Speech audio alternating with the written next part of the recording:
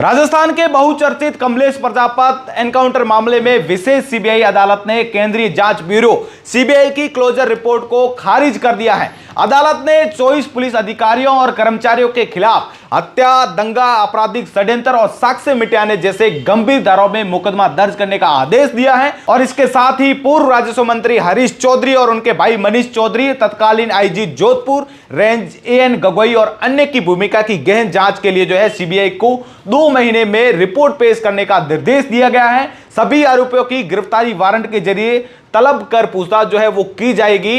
बता दें कि कमलेश प्रजापत की 2021 में बाड़मेर में कथित तौर पर पुलिस एनकाउंटर में मौत हो गई थी। पुलिस ने दावा किया था कि कमलेश एक अपराधी था और मुठभेड़ के दौरान उसने पुलिस पर गोली चलाई थी, जिसके जवाब में उसे वो मार गिराया था। हालांकि सीसीटीवी फुटेज और अन्य सबूतों ने इस दावे पर वो सवाल उठाए थे। फुटेज में दिख रहा था कि कमलेश को पहले घेरकर पीटा गया और फिर गोली मारी गई, जबकि घटनास्थल पर संघर्ष के कोई स्पष्ट निशान नहीं थे। इस घटना को फर्जी एनकाउंटर करार देते हुए पीड़ित परिवार और सामाजिक संगठनों ने सीबीआई जांच की वो मांग की थी। सीबीआई ने मामले की जांच के बाद क्लोजर रिपोर्ट दाखिल की थी, जिसमें पर्याप्त सबूतों के अभाव का हवाला दिया गया था। लेकिन विशेष सीबीआई अदालत एसीजेएम ने इस रिपोर्ट को खारिज करते हुए इसे अपर्याप्त माना। अदालत ने कहा कि कमलेश की मौत एक सुनियोजित हत्या थी, न कि वैध एनकाउंटर। कोर्ट ने कुछ बिंदुओं पर जोर दिया। जो बिंदु क्या थे वो तो मैं आपको बता दूं कि सबूतों का अभाव। सीबीआई की क्लोजर रिपोर्ट में घटना के महत्वपूर्ण पहलुओं जैसी सीसीटीवी फुटेज और गवाहों के बयानों की वो अनदेखी की गई।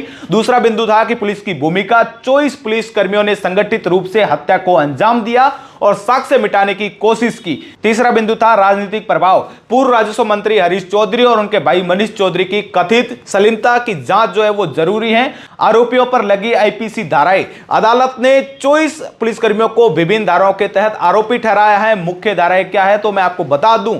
धारा 302 हत्या, जानबूझकर कमलेश की हत्या करने का आरोप है। धारा 147, धारा 148, धारा 149 दंगा और गैर कानूनी जमावड़ा, संगठित रूप से हमला करने और हथियारों का उपयोग करने के लिए। और धारा 120B यानी कि आपराधिक षड्यंत्र, हत्या की साजिश रचने का वो आरोप। धारा 201 साक्ष्य मिटाना, घटनास्थल से सबूतों को हटाने या बदलने की कोशिश। धारा 195 झूठे साक्ष्य देना, कुछ अधिकारियों पर गलत जानकारी देने के आरोप वह भी लगे हैं।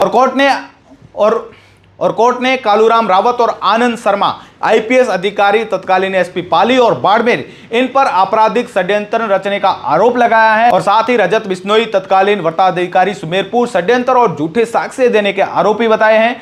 पुष्पेंद्र आढ़ा, प्रेम प्रकाश, पर्वत सिंह, इन अधिकारियों पर हत्या, दंगा और साक्ष्य मिटाने जैसे वो गंभीर आरोप लगे हैं। और साथ ही साथ अन्य पुलिसकर्मी जैसे कि हेड कांस्टेबल और चालक कांस्टेबल सहित 21 अन्य कर्मियों पर वो हत्या और संगठित अपराध में शामिल होने का आरोप लगाया है। और अदालत ने पूर्व राजस्व मंत्री हरीश चौधरी और उनके भाई मनीष चौधरी की कथित सलीमता की जांच के लिए सीबीआई को निर्देश दिए हैं। कोर्ट ने कहा है कि इनके प्रभाव के कारण जांच वो प्रभावित हो सकती थी, इसलिए 2 महीने में विस्तृत रिपोर्ट वो पेश की जाए। तत्कालीन आईजी जोधपुर एन गगोई की भूमिका भी संदेह के घेरे में है। देखिए कि राजस्थान के बहुचर्चित कमलेश प्रजापत एनकाउंटर मामले में विशेष सीबीआई अदालत ने केंद्रीय जांच ब्यूरो सीबीआई की क्लोजर रिपोर्ट को खारिज कर दिया है। अदालत ने 24 पुलिस अधिकारियों और कर्मचारियों के खिलाफ हत्या, दंगा, आपराधिक षड्यंत्र और साक्ष्य मिटाने जैसी गंभीर धाराओं में मुकदमा दर्ज करने के आदेश दिए हैं। तो जुड़े रहे तमाम प्रकार के अपडेट के लिए द खटक के साथ। मैं आपका साथी जसवंत सिंह शिवकर।